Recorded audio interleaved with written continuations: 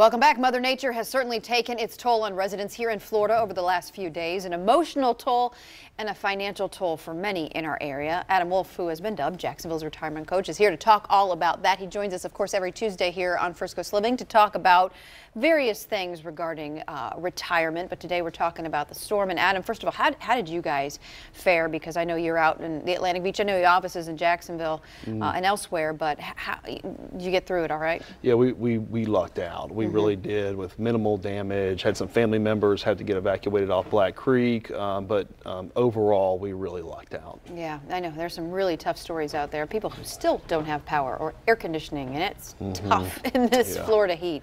So what would you have as far as advice for people who find themselves in a financial bind, you know, with a lot of these expenses like starting to accumulate, especially for those people who got water in their homes?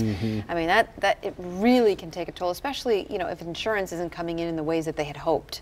Yep. So in my practice, we help folks with the financial aspect of retirement and planning for and enjoying their retirement. And I'd say first and foremost is, you know, calling your insurance company if you have any kind of water, any kind of major damage, to start the navigation process going down that path. In addition to that, using their resources and knowing what kind of vendors you're going to select and making sure those vendors are reputable to help repair and make your house whole, because there's a lot of folks that could potentially be scamming you or not have the right insurance to be there to help you and your family. That is so right. We had somebody on here from the Better Business Bureau, and they said just the same thing, that make sure if you have a contractor come out that they are insured and that they have a license as well, and investigate both of those on your own. Just don't take their word for it. Talk about across the state of Florida. I know you've been doing some research and kind of figuring out the economic toll for not just this area, but really as far south as the Keys. And when you look at the video coming out of the Keys, I mean,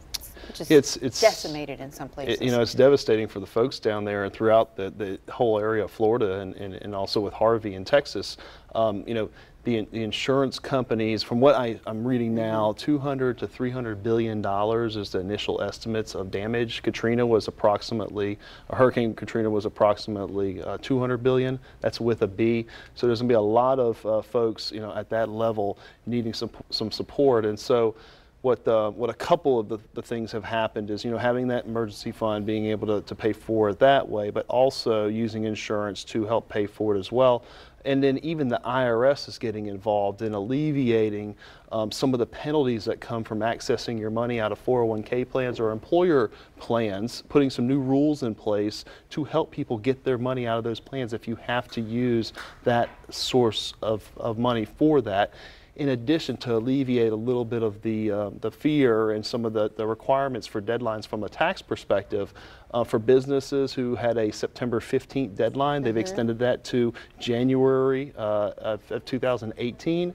And then also for individuals who have extended their tax returns for 2016 year back in April, they have until January of 2018 as well to file their return, because, you know, some folks have lost their information in the mix, or the CPA firm or the tax firm you're working with might have, you know, they might not have power. They might not have power. So making sure that you take advantage of all those things, read about it, and stay up on that news. And knowing that that's even out there, because it's adding insult to injury of all these other things to worry about. And then I got to file my taxes and make sure that I'm, you know, this accounting and whatnot. So what have you noticed as far as a market perspective when it comes to the markets reacting to these storms? I mean, Harvey obviously is still terrible out in the Houston area. People are going to be dealing with that for years. I mean, we're talking about the drinking water and having arsenic. I mean, it's just, these stories just keep coming out.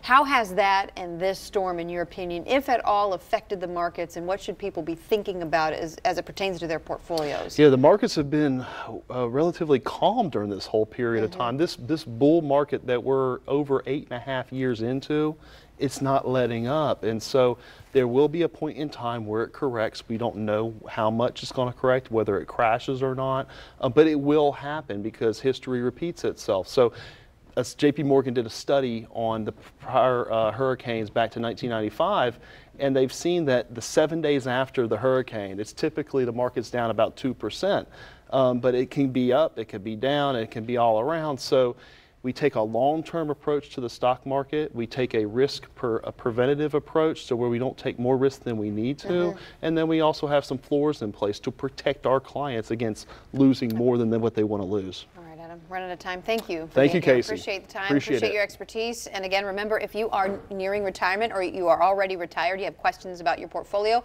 you can always ask the gentleman who's sitting to my left. You can call him. The number is on your screen, 904-232-8760.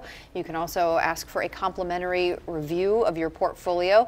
But to get to that point, you must be at or nearing retirement to qualify.